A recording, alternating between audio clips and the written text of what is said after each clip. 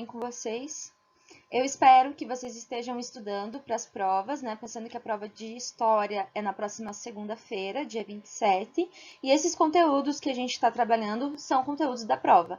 Então, esses slides são slides de correção dos exercícios. Então, esse é o segundo exercício que eu vou, né, corrigir para vocês. Então, a gente vai falar um pouquinho dessa correção. Então, anotem lá. Então, eu vou ler o enunciado do exercício para vocês corrigirem na apostila de vocês. Então, vai falar um pouquinho sobre os fósseis, da importância dos fósseis para o estudo da história. Então, sobre os fósseis, assinale V para verdadeira ou F para falsa. A letra A. Fósseis de animais ou plantas são restos de seres vivos do passado. Sim, então os fósseis são vestígios deixados pelos seres vivos, né, ao longo do tempo. Então, a gente sabe que isso é importante. Então, vocês já devem ter estudado fósseis lá com a prof de ciências, tá? Na letra B, para que um organismo passe pelo processo de fossilização, basta que seus restos mortais fiquem expostos ao vento, à chuva e ao sol. Não, né? Falso. Por quê? Para preservar o fóssil, vocês viram lá pela caverna que foi encontrada lá na África do Sul. Então, é importante que esse material ele esteja sob, alguma coisa, escondido, preservado. Então, ele vai estar soterrado. Então, se ele ficar no tempo, ele vai consumir, ele vai destruir. Então, é falso, tá? Então, ele precisa estar em algum lugar, soterrado, numa caverna, por exemplo, lá das múmias, as tumbas dos faraós. Então, preservam os vestígios das múmias, tá? Então, não pode ficar exposto. A letra C. A quantidade de carbono 14 é um fóssil, usado para determinar há quanto tempo ele existe. Então, o carbono 14 é usado para determinar. Então, a gente já viu que todos os seres vivos, então animais e plantas, possuem carbono na sua composição. Então, eles fazem um teste, aquele teste do vídeo que eu falei para vocês, que o químico aprendeu a datar, e a partir de então nós temos a datação do carbono, para saber a meia-vida do carbono. Então, lembrando lá que nós vimos o fóssil da pé pequeno, que tinha aproximadamente 3,6 milhões de anos. Então, a datação do carbono. Com base no estudo dos fósseis, a letra D, é possível conhecer a alimentação e o modo como se locomoviam os seres humanos do passado? Sim, você pode ver o desgaste dos ossos. Então, por exemplo, lá, o arqueólogo que trabalhou com o fóssil da pé pequeno, ele viu lá a qualidade de que estava o fóssil, Então, ele vai ver a estatura, ele vai ver a alimentação. Então, sim, é importante, para a gente saber, a gente vai poder ver o que eles se alimentavam, como que era a composição dos ossos, se eram pessoas doentes ou não. Letra E. Mesmo com as descobertas por meio dos estudos de fósseis, é impossível ter informações sobre os hominídeos que viveram no planeta há milhões de anos. A gente sabe que existem várias descobertas científicas, então o estudo dos fósseis ele é importante. Então, essa é verdadeira, não falsa. Então, mesmo com as descobertas por meio dos estudos de fósseis, é impossível? Não. A gente sabe que é possível saber sobre como os seres vivos viviam, como que eles se alimentavam, onde eles viviam. Então, tudo isso é possível através do estudo dos fósseis, tá? Vocês já devem ter visto alguma coisa nisso. Na número 5, bem tranquilo, que vocês vão reescrever, vão ver quais são as falsas. Então, as letras falsas são a letra B e a letra E. E vocês vão corrigir, vão colocar como verdadeira. Vou fazer um exemplo da letra B. Então, para que um organismo passe pelo processo de fossilização, basta que seus restos mortais fiquem expostos ao vento. Então, é ao contrário. Então, eles devem ficar protegidos do vento, da ação da chuva e do sol, porque senão a gente não vai conseguir estudar os fósseis, tá? A número 6, perdão, não é letra. A número 6, bem tranquila, porque eu acredito que, você já viu algum fóssil ou uma réplica? Se sim, onde? Então, provavelmente vocês já devem ter visto algum tipo de fóssil, Sejam de dinossauros, geralmente a gente lembra dos fósseis de dinossauros. Em filmes, em livros, Então, vocês já devem ter visto lá, tá? Então, vamos para o próximo. Então, a correção desse exercício aqui também vai ajudar bastante vocês. Então, vamos lá. Na número 8. Darwin concluiu que algumas características dos seres vivos são mutáveis, Que evidências o levaram a essa ideia? Então, nós vimos que o Darwin, ele é um cientista que vai organizar uma teoria chamada teoria evolucionista.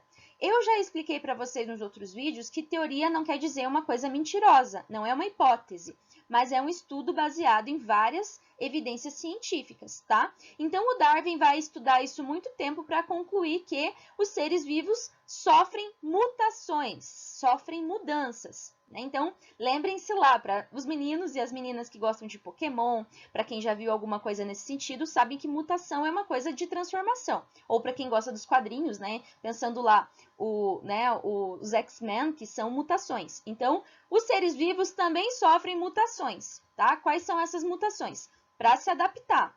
Por exemplo, então, quais são esses motivos que levam? Então, Darwin observou diversos fósseis de animais e vegetais. E ele percebeu que alguns animais possuíam características e outros não. Exemplo. Por exemplo, quando vocês estudam o urso polar, vocês veem que o urso polar ele tem um conjunto de características que permitem que ele se adapte àquele meio que ele vive. Então, como o ambiente é muito frio, ele tem uma camada de gordura muito grande, muito espessa. E a pelagem dele pelo corpo é muito grande, ela é muito espessa e ela tem que manter a temperatura dele, senão ele morreria, tá? Então, por exemplo, os animais aquáticos da mesma forma. Então, eles vão respirar através de brânquias, então eles vão ter várias adaptações no corpo, seja lá a bexiga natatória, que vocês estudam nos peixes. Então, conjunto de características que permitem a sobrevivência, tá? Então, por isso que ele vai perceber. E nos seres humanos isso também vai acontecer, tá? A gente vai falar isso nos próximos slides. Então, a número 9. Para Darwin, quais eram os motivos para as mutações observadas nos seres vivos? Por que os seres humanos apresentavam mutações, mudanças, características? E ele vai chegar à seguinte conclusão. Qual é a conclusão? Que essas mudanças estão adequadas para o meio ambiente em que eles vivem. Então, de acordo com o meio que eles vivem, eles vão apresentar determinadas mudanças. Então, por exemplo, então a gente vive num ambiente de calor tropical. Então, os nossos animais vão se adaptar a isso. Pode ver que a gente não tem animal que tem muito pelo, um pelo muito grande. Vocês veem isso nos cachorros, Então, o husky siberiano é um cachorro que tem um pelo muito grosso. Por quê? Husky siberiano significa que ele habita, a origem dele é um ambiente frio, tá? Então, o cachorro de pelo longo, pelo grosso, ele passa muito calor no nosso clima, Sobretudo no verão. Então, é isso, as adaptações, mudanças que o corpo sofre, Então, são mutações para determinadas características ambientais. Então, se eu moro num ambiente frio, eu vou ter adaptação para isso. Então, eu falei para vocês do urso polar e podia falar de outros animais também, tá? Tranquilo? Então, vamos lá. Então, aqui tem um quadrinho, para vocês lerem. Eu gosto muito de quadrinhos porque eles ajudam a gente, a entender alguns aspectos. Então, vamos lá. Milho, madeira, lama. Bem que eu tentei fazer o homem na lama, mas derreteu na chuva. Você teve a grande ideia de fazer do milho. Faz todo o sentido. Por isso que tem de ser feito de madeira. Milho, lama, madeira. Na verdade, o homem veio de um ancestral comum aos macacos.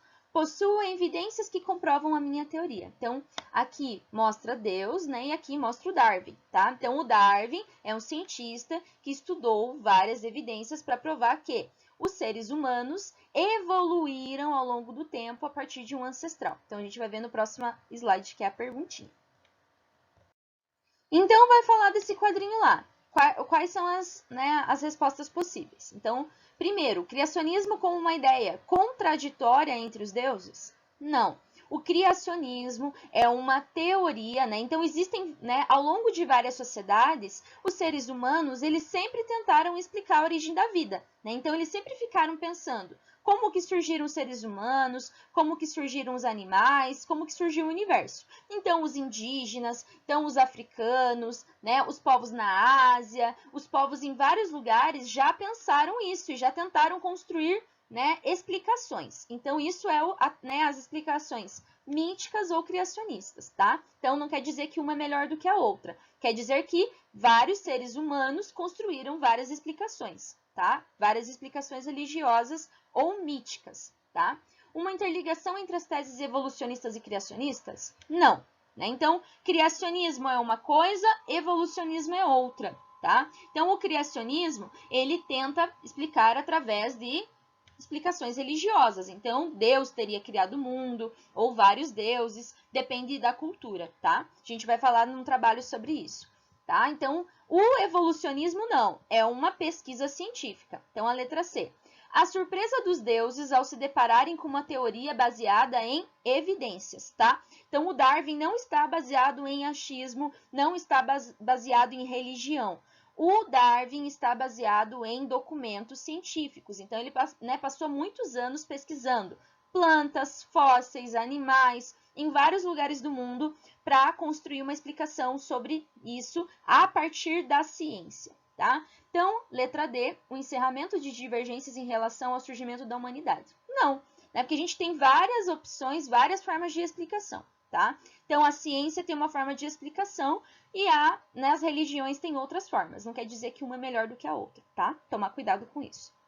E a letra E, o criacionismo como hipótese irrefutável, né? Não, o criacionismo não é irrefutável. Irrefutável é uma coisa que a gente não pode questionar, tá? Então, a ciência, ela questiona as coisas. O papel do cientista é fazer perguntas e procurar respostas a partir da ciência, tá? Então, isso é o discurso da ciência. A ciência, ela estuda sistematicamente. Então, é um estudo de vários anos que envolve vários pesquisadores. Então, vocês viram lá, no arqueólogo que encontrou o fóssil na caverna lá na África do Sul. Ficou 20 anos trabalhando nele para conseguir tirar da caverna, para conseguir limpar, para conseguir datar, para conseguir saber, né? Vai comparar, ele comparou com outros fósseis. Então, é um estudo, o estudo da ciência leva muito tempo, precisa de muito cuidado e é baseado em evidências científicas. Então, ele se baseia em documentos científicos, tá?